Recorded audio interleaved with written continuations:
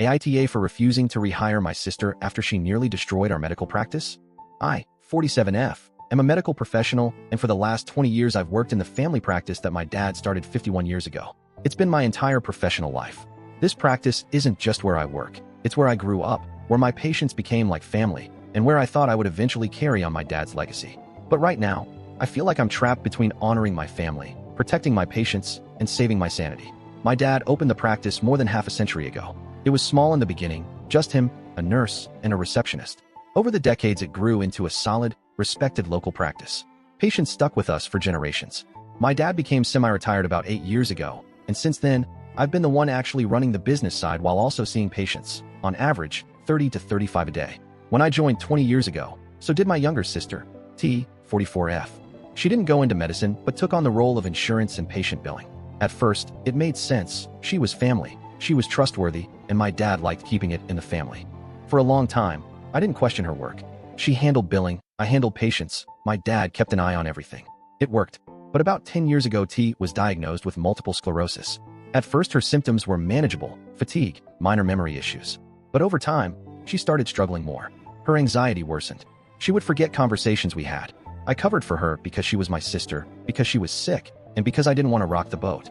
I told myself it wasn't my business to micromanage her work. Still, as my dad stepped back and I became the de facto head of the practice, I began noticing things slipping. Expenses were creeping up, revenue wasn't where it should be, but I was so busy treating patients that I didn't have the time to fully dig into it.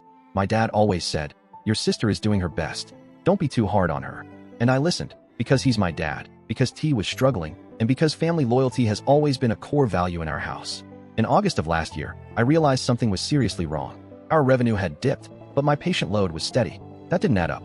I started combing through our numbers, looking at insurance reports, and that's when I realized we weren't getting paid by Medicare. If you don't know, in a family practice like ours, Medicare reimbursements are huge. Without them, the entire operation can sink. I went straight to T. Me? Why haven't we been getting paid by Medicare? T, looking confused, what do you mean? We should be. I'll check. She came back later and told me that we'd been kicked off Medicare because she hadn't responded to emails asking for updated information. She swore she never got the emails. But when we appealed, Medicare sent us the correspondence. They had emailed her 3 times, and she ignored them. The fallout was catastrophic. Because of the lapse, we weren't reimbursed for 6 months of patient visits. That's about $40,000 worth of work, gone, written off. We appealed, begged, argued, but there was nothing we could do. The money was lost. I was furious. T brushed it off as a mistake, an oversight.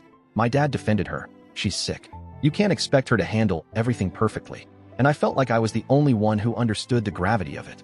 That $40,000 wasn't just a number. It was salaries, rent, supplies, the lifeblood of the practice. Fast forward to this past July. T developed shingles meningitis. It was terrifying. She was in the hospital for 9 days, had 21 days of round-the-clock 4 antivirals, and we thought she might die. She survived, but she was left with permanent damage, difficulty walking, facial paralysis, slurred speech. On top of her MS, it was devastating. During her absence, I expected to be overwhelmed. But instead, what I found horrified me even more than losing Medicare. I started reviewing her billing files and realized that whenever insurance didn't pay, instead of following up, she would just write it off. No resubmission, no follow-up calls. If a claim hit 90 days, she wiped it clean as though it had been handled. To make matters worse, she never sent patient statements. Patients never got bills. Instead, she just wrote everything off so that it looked like we were doing fine, but in reality, we were hemorrhaging money. It wasn't just one mistake, it was years of negligence, covered up with fake bookkeeping. And the kicker? She never told anyone. She let us all believe things were fine. She let me scramble to balance books, negotiate with consultants, and cut costs, while she quietly buried us in unpaid claims. When T announced she was coming back to work, my heart sank. I didn't want her back, not because of her illness, but because of her dishonesty, her negligence, her refusal to own up to what she had done. I told my parents, I don't want her back in the office. She has lied, she has cost us money, and she has destroyed trust. If she comes back, the entire front desk will turn toxic again. My parents' response, she's family. She can't get a job anywhere else. You'll just have to make it work. They made it clear, they'd rather risk the practice than risk hurting T's feelings. They even refused to move forward with selling me the practice because they knew I'd fire her if I owned it. So now I'm stuck in limbo, running the practice, seeing patients nonstop, and babysitting the insurance billing because no other staff member wants to work with T. I feel like I'm drowning. I love my sister. I truly do. I've supported her through her MS diagnosis, through her hospitalizations, through everything. But love doesn't erase accountability. She nearly bankrupted us with her negligence. She lied by omission, covering up her failures by writing things off. She doesn't have the capacity to manage billing anymore, and maybe she hasn't for years. But instead of admitting that, she doubled down, made excuses, and left me to clean up her mess. It isn't fair to me. It isn't fair to our employees, and most of all, it isn't fair to our patients. If the practice collapses, it's the patients who lose their care. That's what keeps me up at night. I also feel resentment toward my parents. I understand that my dad doesn't want to let go of the practice. I get that it's his life's work. But his refusal to face reality, his insistence on protecting T at all costs, it's putting me in an impossible position. Sometimes I fantasize about walking away, just handing the keys back to my dad and saying, "Fine, you run it."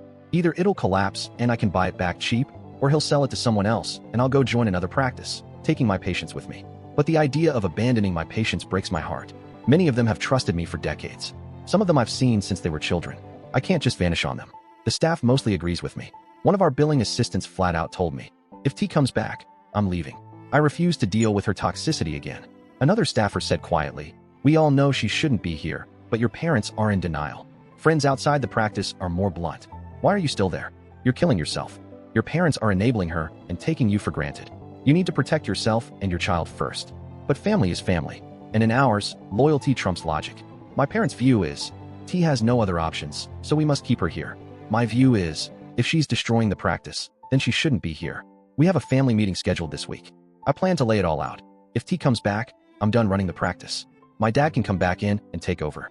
I won't abandon patients outright, but I won't keep carrying this on my shoulders while my parents undermine me. One of two things will happen.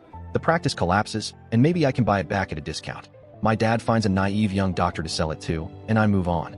Neither option feels great, but I'm tired of sacrificing everything for a family that refuses to face reality.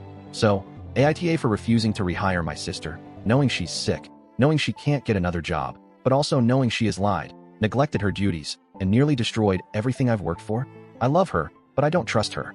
I feel like my parents are asking me to choose between family loyalty and professional responsibility, and I don't think I can do both anymore. AITA? Update.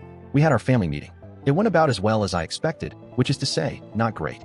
I laid out all of the issues. The $40,000 loss from Medicare, the years of claims being written off, the lack of patient statements, and the general chaos that T's work had caused. I also emphasized that this wasn't just about money. It was about trust, professionalism, and patient care. My dad's first response was defensive. "It's not that bad. You're exaggerating." My mom cried and kept saying, "She's sick. She can't help it." T sat there looking hurt and betrayed, insisting she never lied and that she did the best she could. I told them all point blank, if she comes back, I'm stepping down from running the practice. I will still see patients, but the business side will be your responsibility. I won't cover for her anymore. That hit harder than I expected. My dad went silent. For the first time, he looked genuinely rattled. I think he realized that if I walk away from management, the practice will collapse. He doesn't have the energy to take it back on full time, and there's no one else who can run it. After 2 hours of going in circles, the compromise we reached was this. T will not return to handling insurance or billing. Instead, she'll take a more limited role at the front desk, doing basic clerical tasks only under supervision. I pushed hard for her to be completely out, but my parents begged me to let her stay in some capacity, so this is the middle ground. To make it work, we hired an outside billing service. It costs money, but it's worth it for the peace of mind. The staff is relieved. Several of them thank me privately for standing my ground. The woman who had threatened to quit if T returned is staying, and she's happier knowing she won't be forced to clean up T's mess again. As for my parents, they're still dragging their feet on selling me the practice. But at least they admitted that I'm the only one keeping it afloat. My dad even told me, "I didn't realize how much you've been carrying." That meant something, though I'm still frustrated with his refusal to let go. T is, well, she's sulking. She feels humiliated being demoted, even though I tried to frame it gently. She told me, "I thought you were on my side." That stung. But I also feel lighter now that I'm not constantly waiting for the next financial disaster to drop. I don't know what the long-term future holds. Maybe my dad will finally sell. Maybe I'll eventually open my own practice after all. But for now, the immediate crisis is stabilized, and I'm not drowning in unpaid claims anymore. I guess the answer to my original question is complicated. AITA? Maybe to my sister, in her eyes. But to my patients, my staff, and to myself, I think I finally did the right thing.